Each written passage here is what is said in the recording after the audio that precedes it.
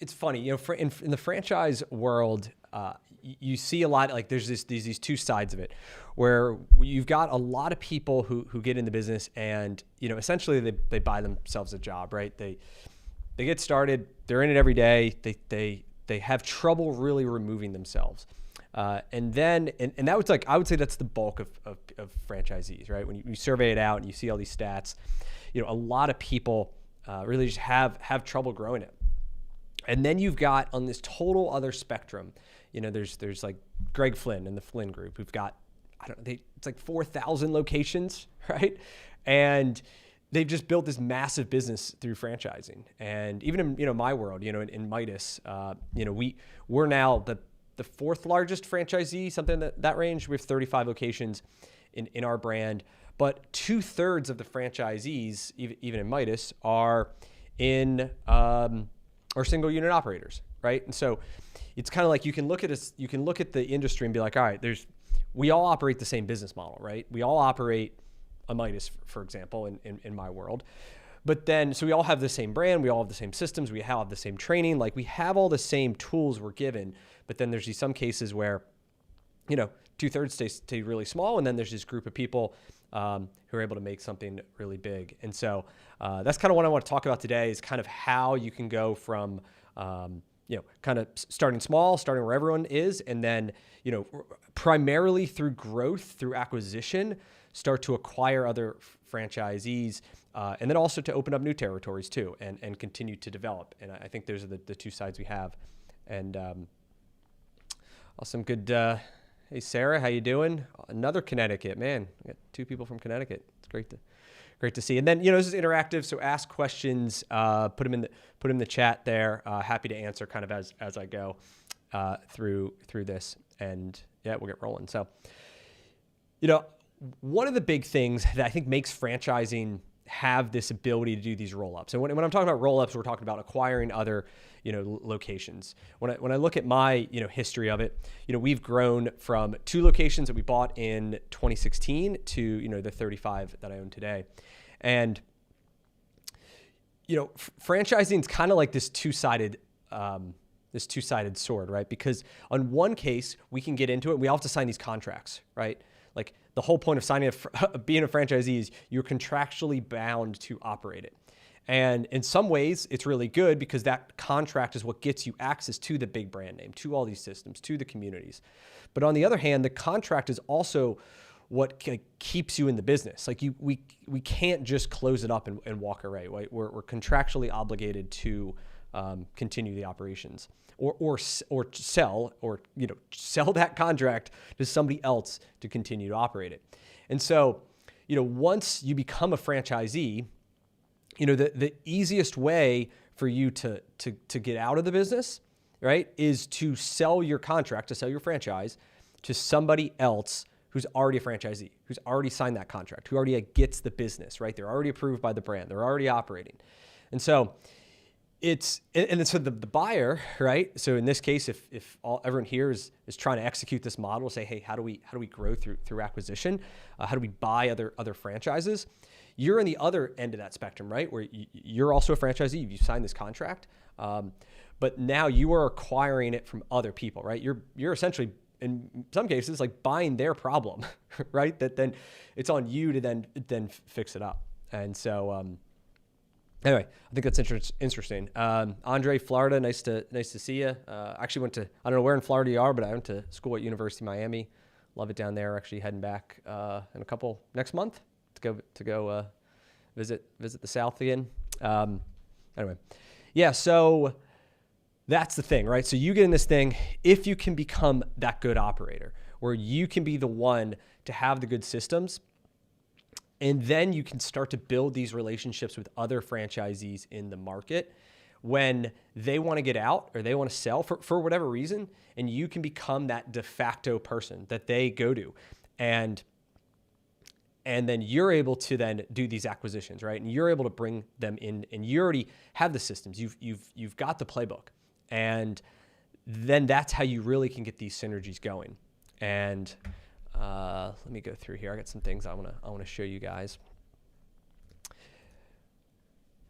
Here we go. Let's see. Where's my Google Doc? Here it is. And so I want to talk about, I guess first, so how do we spot some of these opportunities? And how do we go about it from the strategy to say, all right, I'm here, and then what direction do I want to grow this thing? I'm gonna go ahead and share my screen here. Let me just figure that out. Alrighty, got this. Let me just get the right screen. What the heck is going on here? All right, sorry, technical difficulties. Let me see. Screw machine. Okay, there we go. And we've got now Chrome. Let's go over to Notion. All right. So this is kind of how I think about it. And this is kind of like our sales history. I've shared this before in other videos, but got started in 2016 with my first 2 locations, and then kind of slowly grow through 1 location at a time, 1 location, 2 locations, open another. Kind of really built the foundation, basically one store per year for a number of years before we really got our footing. We really gained confidence in my ability to be able to say, hey, I'm ready to do some acquisitions and start buying out some other franchisees. And once, for me, it was like this, it's like a light switch of, I was really scared to grow outside of my like existing footprint. Like I wanted to be able to drive to every store. I really wanted to be able to like touch everything. And that's why like it was this like slower growth, plus like learning it in the back office and whatever, building cash flow and all these things. But then once we were able to kind of break into a new market, and for me, this was all of Philadelphia going into New Jersey, which, it's like an hour away. It's or an hour and a half. It's not like it's a plane ride. But that unlocked it, right? And then as soon as we were able to say, hey, we got this, like we know how to do this. We've got this market that we're able to operate remotely an hour and a half away and have success with that. That's what then unlocked to say, well, we can buy another market another hour and a half away, and we can buy another group, and then can continue to kind of fill it in. And so, we've had this massive growth over really just the last 3 years. But it started back then. So for anybody who's just like getting started out, don't like a lot of growth can happen way quicker than you think. Like a lot of times, like our brains think in linear terms. Like we think, oh, like I'm growing, 20% a year. And like, I'm just going to assume because I grew at 20% in the past, I'm going to grow 20% in the future. But at least in the franchise world, especially if you can grow through acquisitions, once you can figure out how to buy like 1 location and integrate it, and buy 2 and then 3 and then 4 to add 7, to add 5, to add another 10 isn't that much different. Even today, like if we had an opportunity or really wanted to pursue acquiring a similar size group, if I wanted to acquire another 20 or 30 stores in a single shot, like I feel that we have the operational expertise now and the teams and the systems to be able to do that, to double overnight, right? To go to 50 to 100.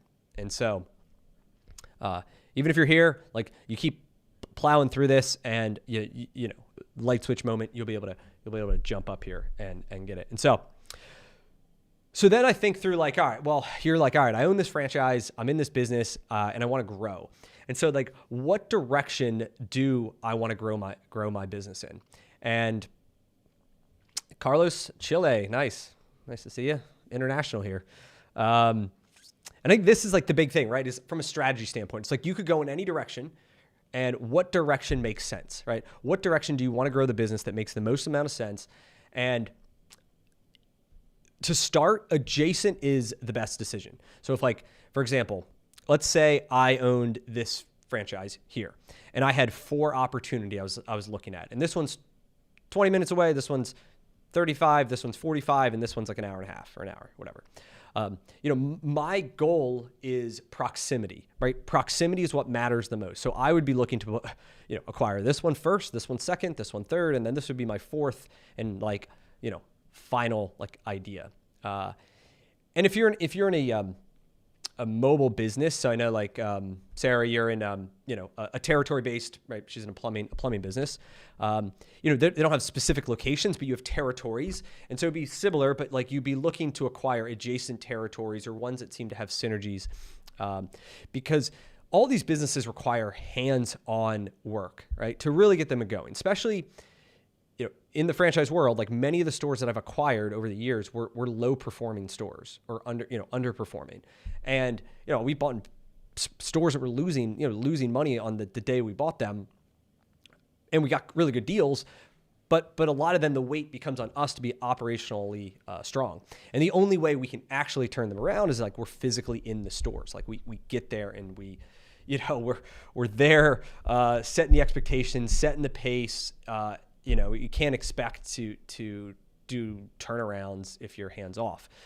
And this proximity really matters, because if it's an hour and a half between your locations, like it's going to be hard to be able to give them the support that they need. And so if you're looking to develop a strategy to roll these franchises up, then you really want to start from a proximity basis. And then we go from there. Brett, nice to see you. Long Island. Good. Multi-unit franchise. Good. Well, you'll get some stuff out of this.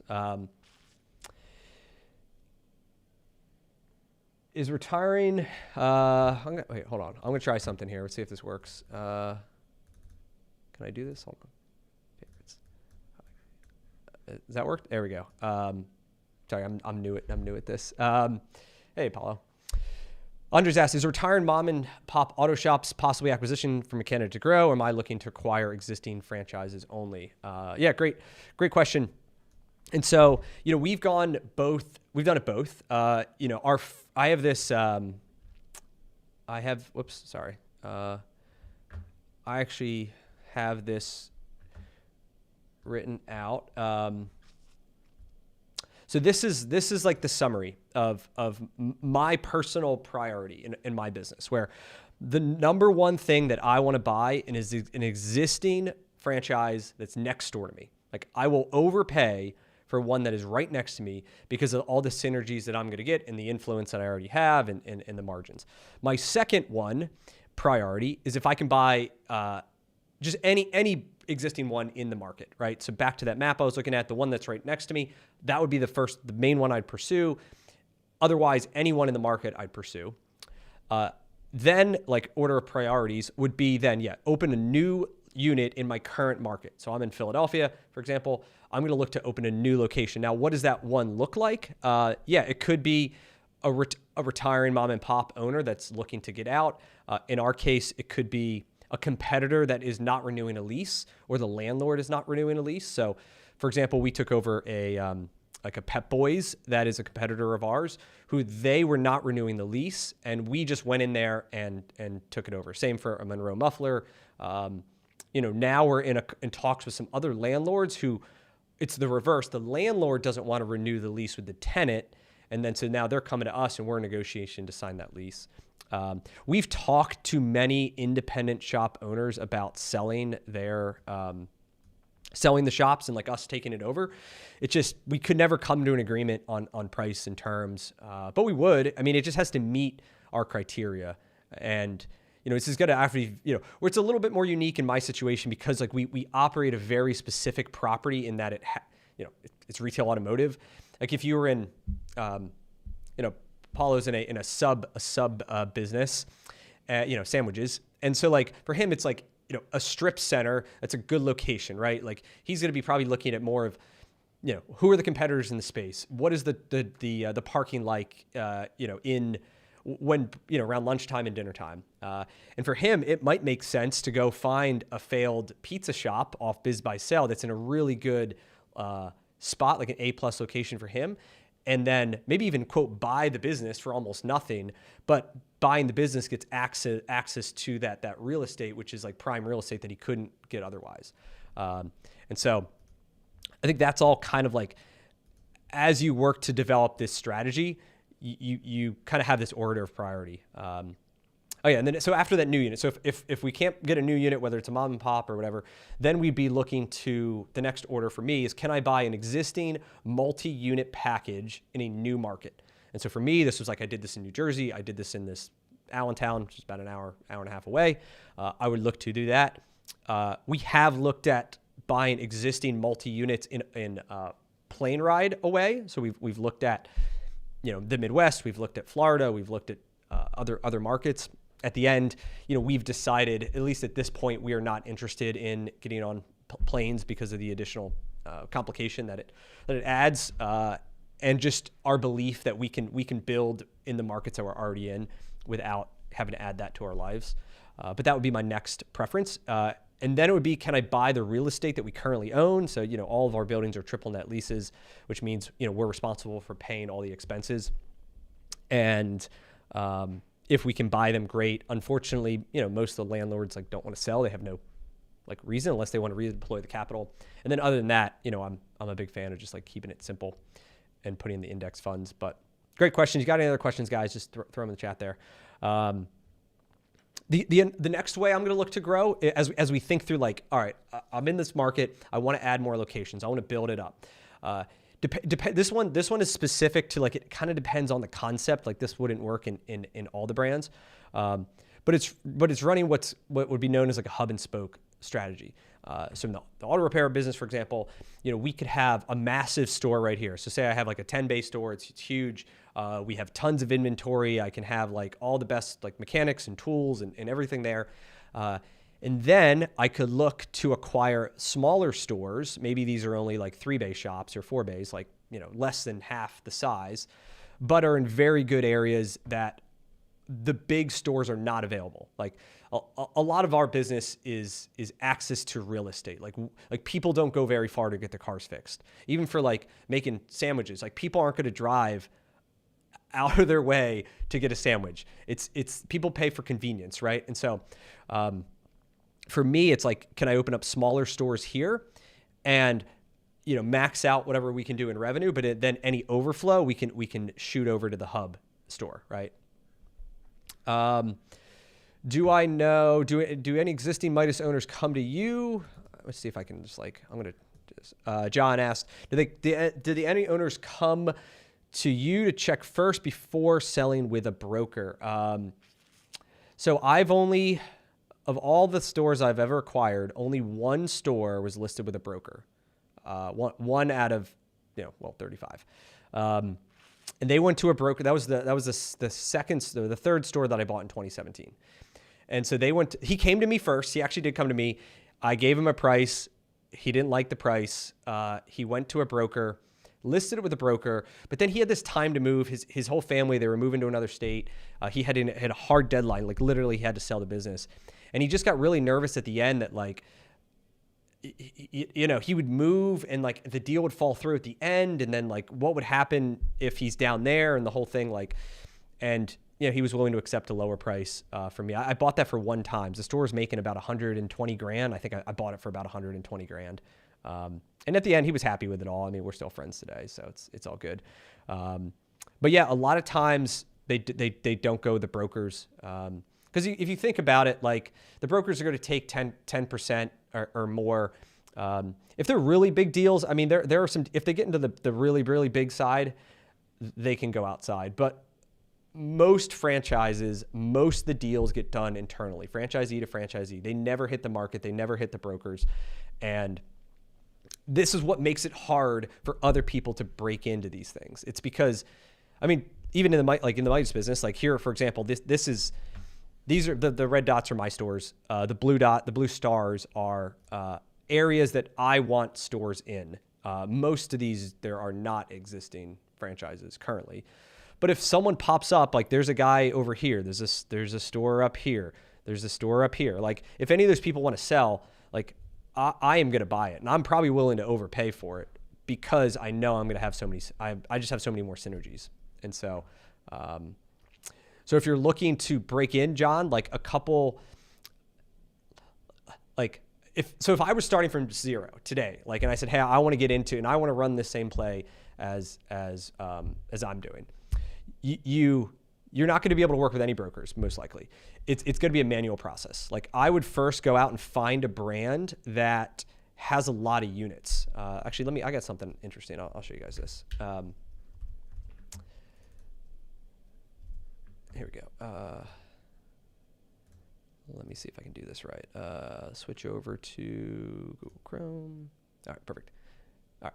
So this map here, all these different colors, was was 2016. So like when I was starting this whole thing, these are all the different owners. So like these different color groups are all the different owners. So like these are the first 2 stores I bought in 2017. And then I bought a single store here, we opened up one from scratch. This was a package of 7, and then a package of 3, and then this was a package of 5 and 2, and like one here and one there and 6. But like this is our footprint today. These are all my stores today. But in 2016, it was highly fragmented. There was, I want to say there was, at least 12 owners here that we've consolidated into one. So if you were looking to replicate this, you would want to find a brand that has a lot of owners and a lot of fragmented ownership, which means you have a lot of different owners. Because think about it like the other way, like if, this is the, whatever, it's the same map. I just changed the logos to Midas. But, like if you looked at the map and I owned all of these, like, or another franchisee, like they are not going to sell 1 store, 2 stores. Or even if I decided, hey, I hate whatever, this store, I'm going to sell it. You really don't have any other opportunities to acquire because you're competing against like a large player who has all the connections and has the resources and all that stuff, right? So you would want to find a brand that looked like 2016 Midas, where it's lots of locations, and they're highly fragmented. They're owned by tons of different people. And then what I would do is I would just start reaching out to the individual owners. Most of you guys, well, if you don't know this, if you go, there's this Wisconsin FDD search website. If you just search like Wisconsin FDD search into Google, you'll find it.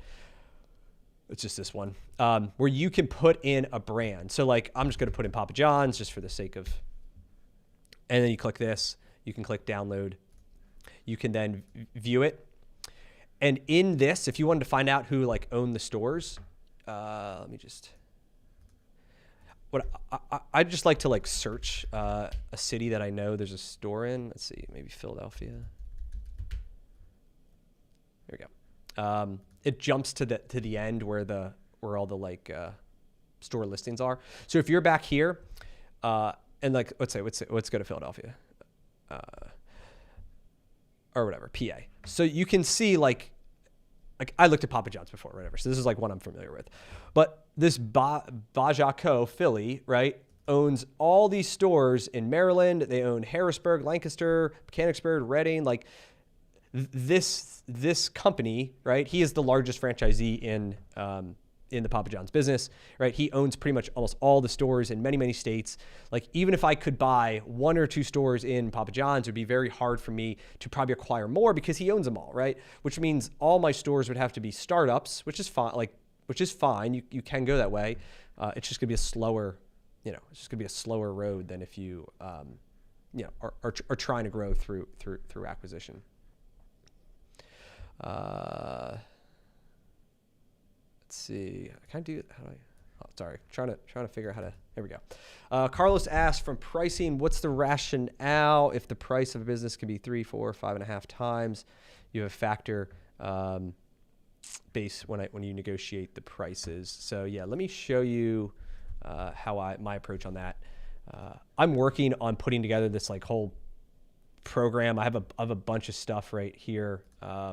In it that I'm creating, a course and a whole community around through this program called 8-Figure Franchisee that I run, really going in very good detail in terms of like all the stuff that I'm talking about.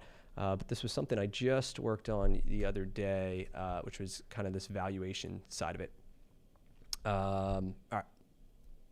Yeah. So valuation, right? This is like the big thing. At the end of the day, the value is what the seller's willing to sell it for and the buyer's willing to pay. And so it really depends.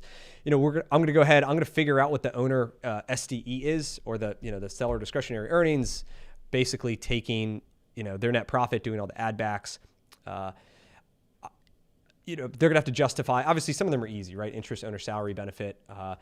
The one of the factors that really matters is like who runs the store, like who runs the day-to-day of the business. If it's the owner, we're going to have to add an expense for what it would cost me to put an owner in that seat, or I just like don't remove the owner's salary. Otherwise, I'm not going to do it. A couple other things here, like in terms of like valuation. So this is like how I come to this number. Rent, who owns the property, and if the seller owns the rent, or if the seller owns the property, are they charging themselves some sort of market rate? A lot of times, we've talked to them and they're like, we're undercharging ourselves on rent, so we're going to charge you more, which obviously lowers like the SDE. The lease, the lease matters a lot in terms of how much time is left. Is it transferable? What's the rent schedule? What are the options? I had this weird one where it said that so it was a store down in Maryland I was looking at, and it was their best store in the market. It was in a wealthy area. It was like prime real estate right on the main road. It would have been the gem that to acquire. And the landlord had this clause in the lease that he had the ability to basically knock down the building or rebuild the building in another part of the property, as long as it was like the same size or whatever. And he had these plans. Like I saw a picture of the whole thing. I wish I had the picture still, but his essential plan was to take the shop and then move it all the way to the back to have almost zero visibility from the road, build this giant wall, and then out of like concrete blocks or whatever, and then build this like strip center with like restaurants and like whatever, retail and all these things. And in his like thought process was like, if you're sitting at this restaurant, you don't want to be next to an automotive repair shop, so I'm just going to build this wall so you don't see it. Total deal breaker, because I was like, I'm not going to go and like, this is the only shop that makes money in this whole deal. And the landlord has the ability to basically like kill it. So I don't that would have been a significant decrease on the multiple. Sense of urgency. So how quickly do they want? Are they other bidders? Are they under distress? Often, I've acquired them and it's just been, they really want to sell. I've paid as low as 1, as high as 5. Some of the factors that kind of go into my thought process, right, is like on that multiple is it an A+ location within my footprint? So if I go back to that map I was showing earlier, and if a store is in my footprint, I'm willing to pay more than if it's totally outside my footprint. Like C location, not a ton of visibility, and stretch. Like I'm just not gonna be as excited for that. I'm gonna pay more if the margins are lower. Okay, so if the gross margin, like we run roughly 50%, let's call it, after payroll and our cost of goods is roughly our gross margin. And our net's around 12-ish%. And we've bought some stores where their net was like 5%, right? And their gross margin was like 45 or 40%. So they were losing it all at the top. And I just kind of knew like I can fix that, right? So like I'm okay paying a higher number just because I know I'm going to be able to add dollars like right away by just fixing their pricing. Versus on the other side, like if their margins are really high, like if their gross margin was, let's say, was like 60% versus mine 50, chances are they're very understaffed or they're just I don't know. It's like a pricing model that I don't think I'm going to be able to maintain, and that may hurt what I'm willing to pay on it. Seller financing. If I can get seller financing, I can show you some deals that we've gotten here. I will pay much higher multiples because we get the terms where we don't have to put a lot of cash into it. And then honestly, I don't really care what it is. Versus if it's no seller financing, I got to go to a bank or pay cash. Great lease. We talked about that one. Poor operator. If they're a poor operator and I know there's like a ton of value add to be had, willing to pay more versus like if it's a top tier, excellent operator who runs the entire business. Like if the guy is a great operator and runs all the day to day, chances are that when I put a manager in that, he is not going to be as good as the owner, and the performance is going to drop. And so I'm not going to be as excited for that. Staffing, if it's a steady, reliable staff, and it's like, I feel like from day one, I'm going to have some traction that brings up my confidence versus, if they have very high turnover, there's no loyalty, all the people may leave the next day, could be a problem. And then finally, compensation. So like, in a lot of franchises, people generally pay similar models to each other in terms of like how you structure comp. And so if they pay very similar to ours, it just makes that whole transition easier. Because, when we acquire a store, like we offer everybody jobs. Like our goal is to keep the entire team. And, we've had some amazing results of the same people, like literally not a single person's changed, but we come in and bring a ton of energy that we've had some great results. Versus if the owner pays employees any amount of cash, like literally cash, they give them every week,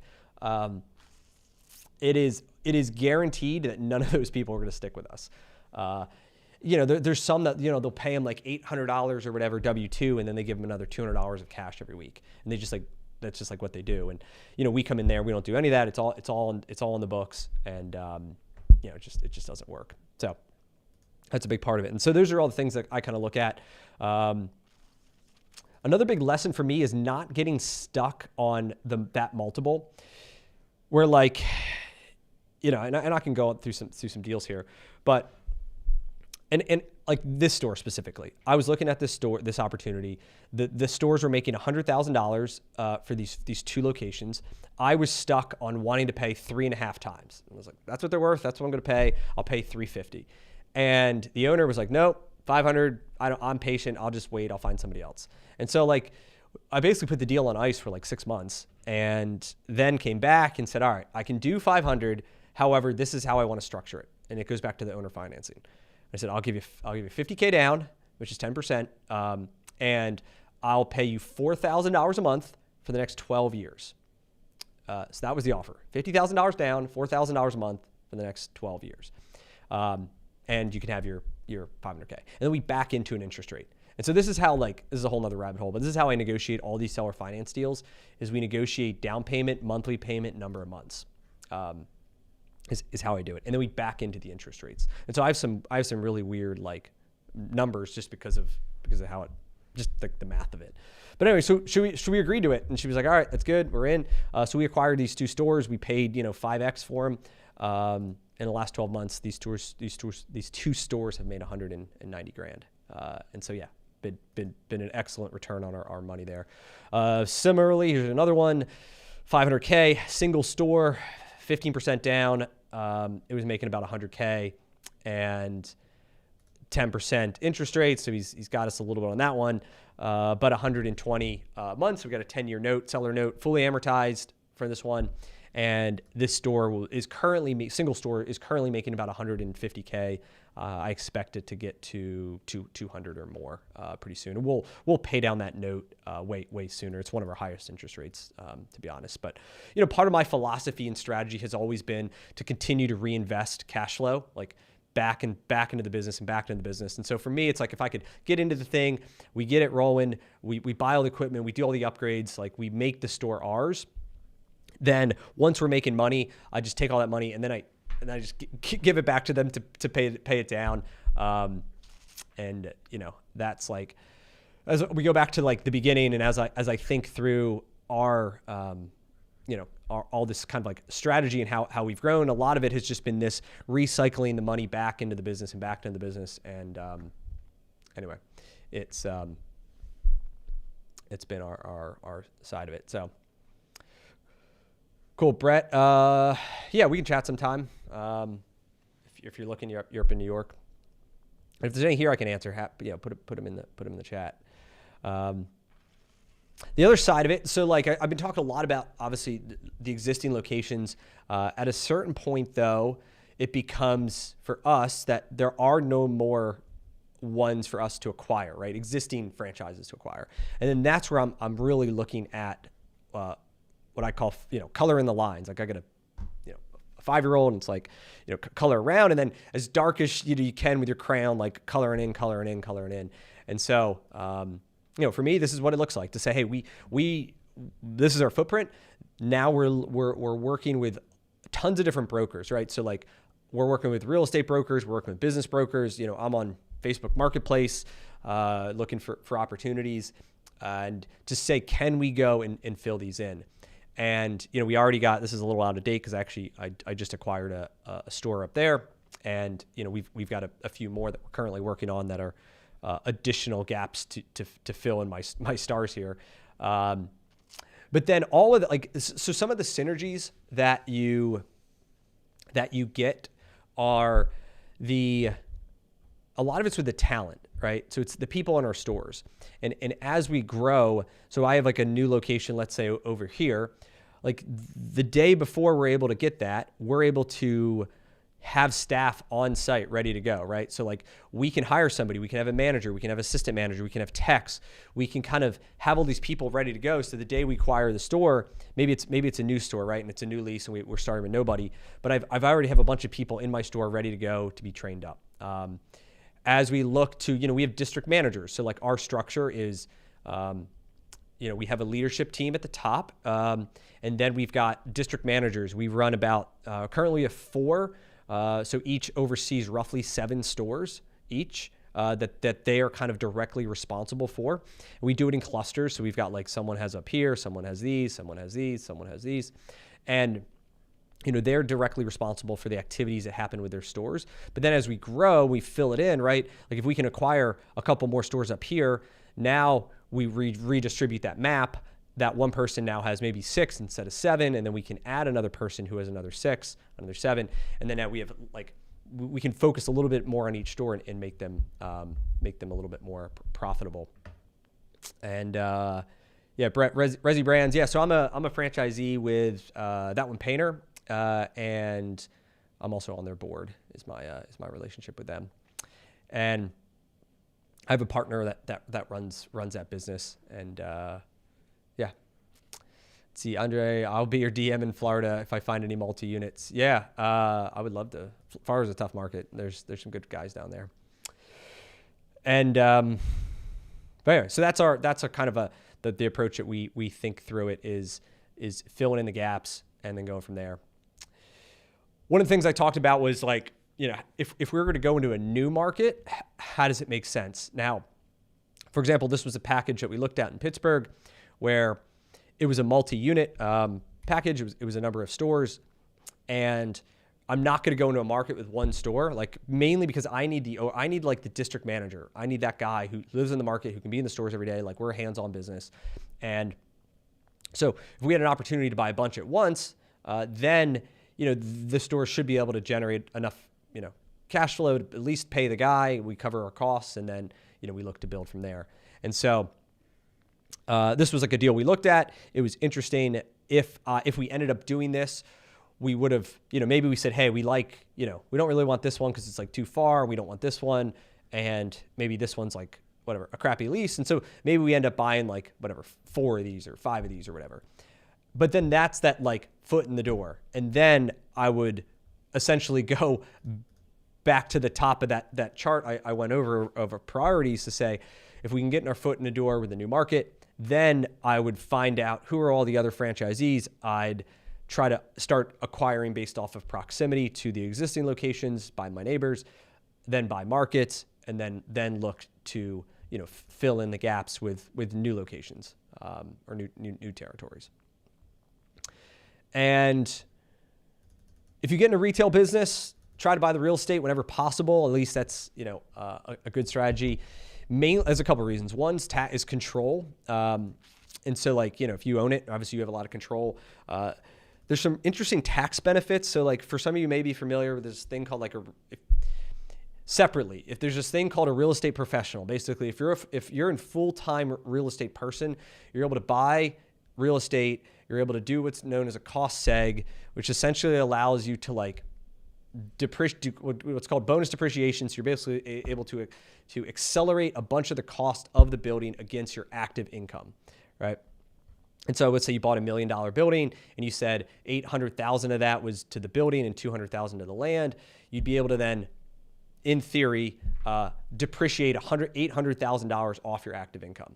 So this is how, like, if you hear stories about people who pay, who are in real estate, don't pay much taxes, this is why. Now the challenge is, as active business owners, like I personally cannot qualify for rep status, real estate professional status, because of I'm not full-time in the business. I'm clearly full-time in running, this franchise business, right? And like all the stuff I do online.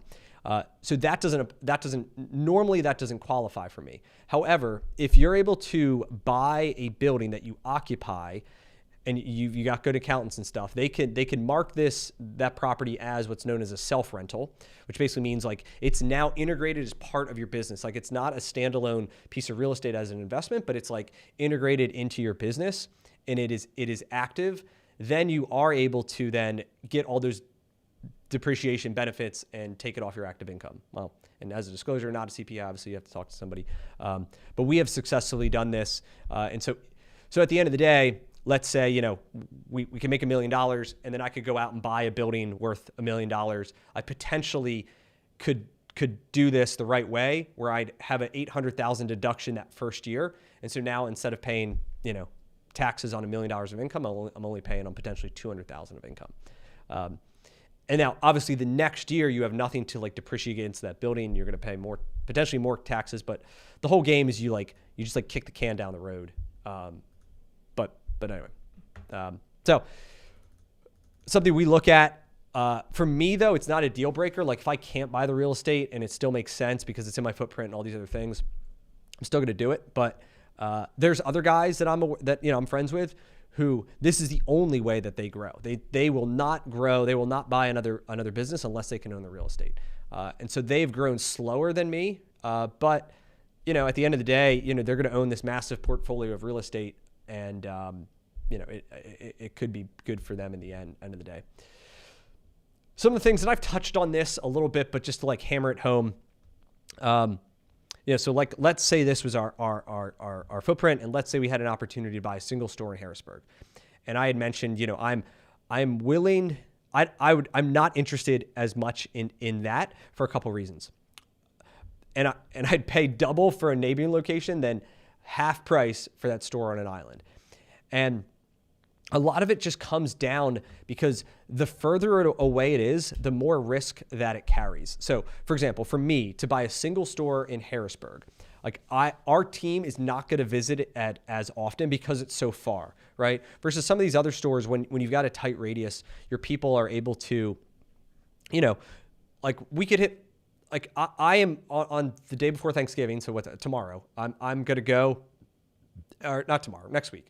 Next Wednesday, I'm going to go and, I'm going to personally visit a bunch of the stores and just meet everybody and shake their hand and thank them and wish them a Thanksgiving. And I'm able to hit 6 stores in a matter of a couple hours because they're tight, right? I have a very tight radius versus, if we had to go and out to this store, it's an hour and a half each way. We're talking 3 hours of driving plus whatever. And we would just visit it less often. And because we're going to visit it less often, it's harder to maintain standards, right? Because we don't have that oversight. I can guarantee if you are not there, oh crap, hold on, discard. If you are not there, people will steal from you. They will steal cash. They will steal jobs. They will, people get creative in what it is. But so that's a risk. Then there's the opportunity cost of your time and attention, where if you have all these different opportunities, what you really want to focus on is, how do I get the best ROI on my time? Because we all have the same number of hours in a day. And if it's extremely split, it's just going to be, it's just we're not going to get the results. Versus if I can spend that same time and focus on something that's right here, I'm just going to get I'm going to make more money and spend less time on it, right? Which is kind of the point of this whole thing. So a single location, an island away, is going to have a much higher opportunity cost than if it's something that's in market, that's just a toe in, that's there's just zero additional effort.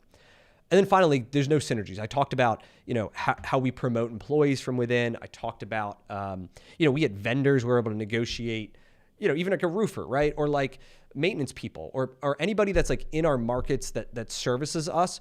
We have leveraging power. We know who to call versus if it's an island, we have none of those synergies out there. And if people quit, right? So let's say my manager and my main tech quit, our profit is going to evaporate literally overnight. And it could take months to ramp it back up because now I'm who's going out there to run the store? Hopefully we still have somebody out there. So maybe it's the district manager who has to drive out there every single day, an hour and a half each way for however long to hire and then get people trained the right way. It's going to be a complete disaster if we lose people. So then what happens is you're well, I don't want to lose people, so I'm just going to overpay everyone. But now we're not making any money because we've overstaffed in quality and quantity and everything, right? Versus if it's a store in Philadelphia, I have like zero downside risk. Like we have a bench of employees already to fill gaps or upgrade, right? I mean, part of this is like, we want to get the best people in the stores. And if we have an underperforming store and we think we have a great number 2 ready to go, like we're going to make that upgrade to take a store to the next level, not just only go when it's like, we're bleeding money. And so there's only a single way for me that this store makes sense, is that it's a gateway to acquiring more stores in that market. Like, if this person had 3 stores or 4 stores and he said, hey, I'm willing to sell all 4. I just want to do it like in steps, and that we have like a pretty defined timeline, that can make sense. The other way it can make sense is if I had an employee who I would promote to be a district manager. So somebody who currently works for me already, who I have a very high level of trust in, who is willing to relocate his family out to that new location. And then I know on day one, like I could solve the problem that, he's probably not going to quit because he's worked for me a while.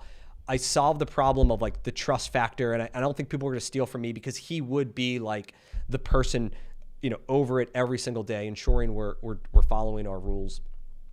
And that as we start to then acquire more stores, he would hopefully be the guy who's then promoted to run that market.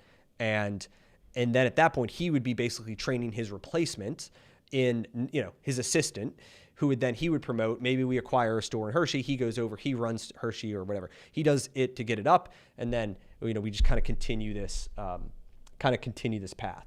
And if I couldn't get that, otherwise, I would just wait. I would just say, hey, I'm just going to find a package of 3 to 4 stores in that market. And then once I'm in the market, then I'll fill in the gaps.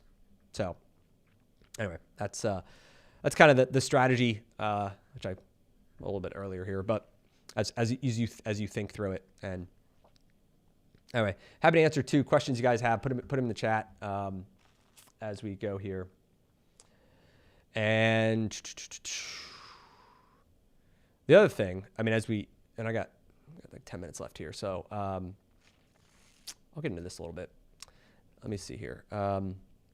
What gets really wild is just make sure I get this zoomed right here. Let's just like delete some of this stuff out. All right, is this? I built this, it's just like the math of when you really start to grow, the math can get pretty wild because it's like at a single store level, right? You're going to have, let's just get this, let's get this operationally, hold on a second. Yeah, whatever. We'll start with 2. Payroll taxes. That's fine.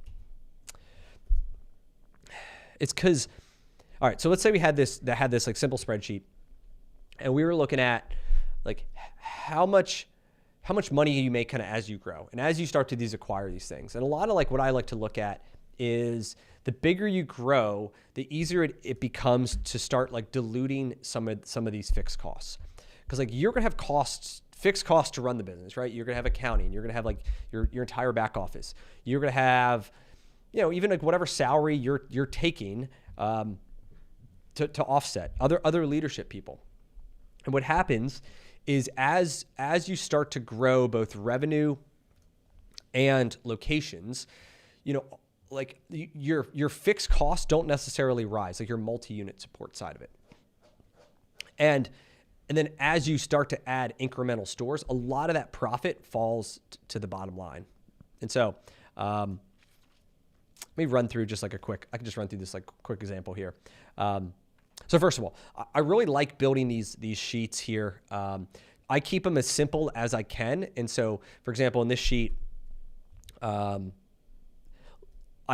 like to think of things of percentages. I think that's just like, it's like easier for me. And then it's easier to compare different time periods. And so like, let's say in our business, we're looking for 23% cost or 23% cost of goods. We want payroll at 25% of revenue.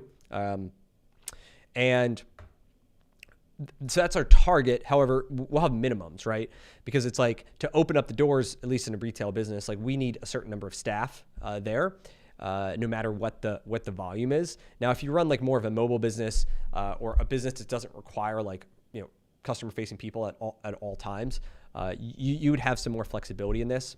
But nonetheless, so you've got to figure out what's your minimum payroll each month. And so whatever, I have a bunch of, whatever random numbers in here for weekly, monthly, annual. You're going to payroll taxes, you're going to variable expenses. And so, 5% for whatever royalty, 5% for ads, let's say 2% for credit card fees. If you're in a brand that has, a call center or brand fund or like whatever, you would just make sure you add into those. And then you have fixed costs, right? And you have fixed costs in on a per unit basis, a per store. So in my case, whatever, utilities, subscriptions, insurance, just general operating expenses, maybe additional marketing, if you have back office, like on a per store basis. What I don't have in here, I personally prefer to break out separately, is rent and rent and triple net costs, because there's some times where we pretty much have the same like fixed costs on a per location basis. And what throws it for a wild card is, we have some stores that might be, I think my biggest store is $14,000 a month is what my rent and like property taxes and all that stuff are. And on the low side, I'm probably like $6,000 a month. And so that's like, it's a significant swing in terms of occupancy cost for roughly the same amount of square footage or whatever. The stores can produce roughly the same. And so when I build out my models, I build something like this where we've got sales, we look at our cost of goods, which I just assume is like a static percentage. I look at payroll as both like that minimum or a percentage. So in my case over here, let's just say, let me just make these numbers a little bit higher. Let's say our per month minimum is $21,500. You can't really see it. There we go. $21,500. So like that's my minimum payroll. And so there's this idea that, let's say we only do $75,000 in revenue. My minimum payroll is going to be $21,000. Like it doesn't, even though I say, hey, I want it at 25, we're going to be at 28 because of just the costs we got to cover here. And then you got payroll taxes, which is always a percentage. And then you've got whatever fixed and variable costs. And ends with the profit is. Andre, hold on, got a question coming in here. Let me see if I can do this right.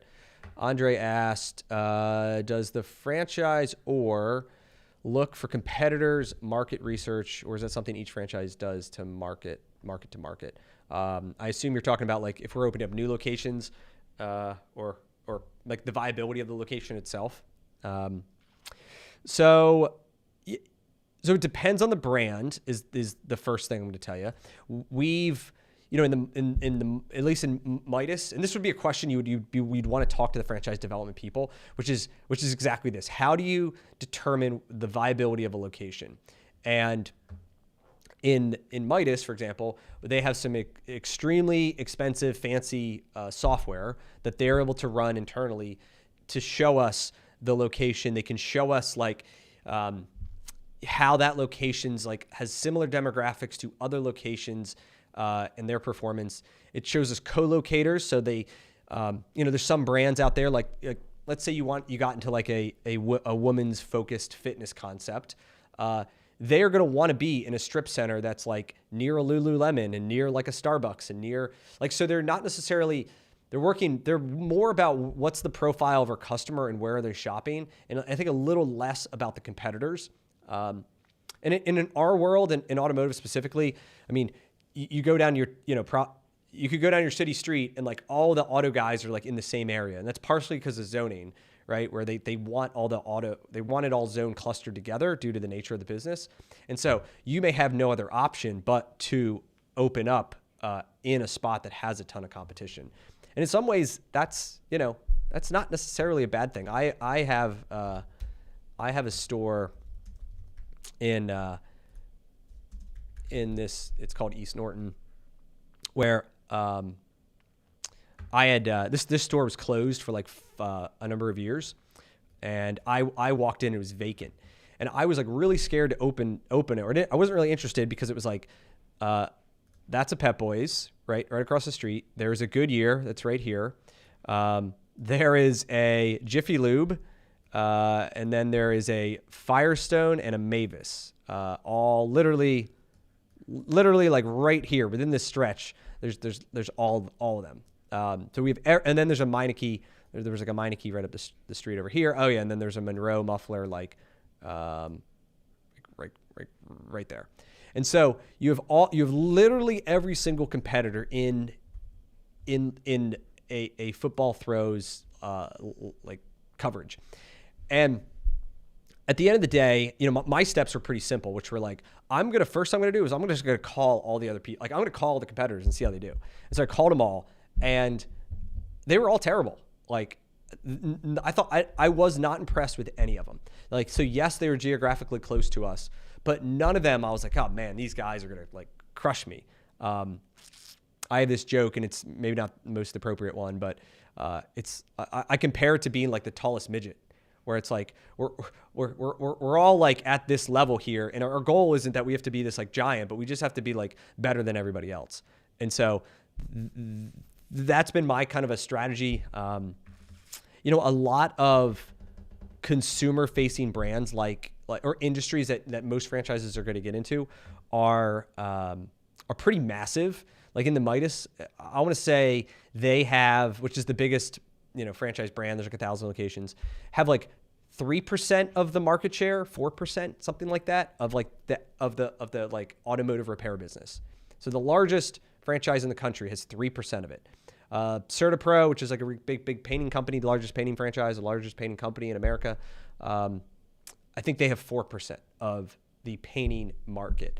And so, sometimes we have these things stuck in our head, be like, how are we going to compete? But like Midas nationwide could double in size and they'd go from 3 to 6%. Like these industries are so big and they're so highly fragmented that the limits aren't our competitors. The limits are ourselves and our own ability to capture the business. And so, there's some like, I have a friend who owns a Big O tire, which is like used to be a sister brand of Midas, and so whatever. I got to see some numbers from him and stuff, and he had a store doing $4 million or no $6 million. $6 million. It was like one of the top volume stores. It was in 6 bays. It was like the guy was crushing it, right? He was one of the top stores in terms of volume, one of the top stores in like dollars per square foot in terms because it was so small, and most people would say like that's good. Like, don't worry about that thing. Worry about all the other stores. And he thought this thing could do a lot more. And so he bought the land next to his existing store, knocked down the building, and built, I want to say 14 more bays. So he built this massive shop. So now between the two stores, he has 20 bays, whatever. So he has a lot of capacity. And so he went from doing, let's say 6 million a year to now he's doing like 12 million a year. Like he literally doubled. He said, all right, here's more capacity. And he's doing over $1 million a month, and and then he's like, he keeps adding more locations. And so it kind of broke this frame of, I don't know, there's a certain limit in that they only can do so much. And he took the approach that said, listen, like I believe this thing could do way more. And so anyway,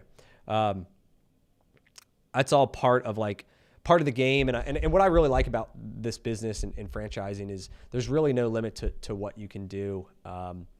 And it's really on you. And even my growth, my growth today is limited based on what I believe and what I see. And, you can make it as big as you want. So anyway, awesome. Cool. I hope everyone enjoyed this call. If you aren't subscribed, pre-subscribe. I'm really working at growing on YouTube as it helps educate more people. It also brings more deals and opportunities into my world, which is why I'm looking to do, and I want to see other people be successful. So I'll see you on the next one. I'm hoping to do more of these. Cheers.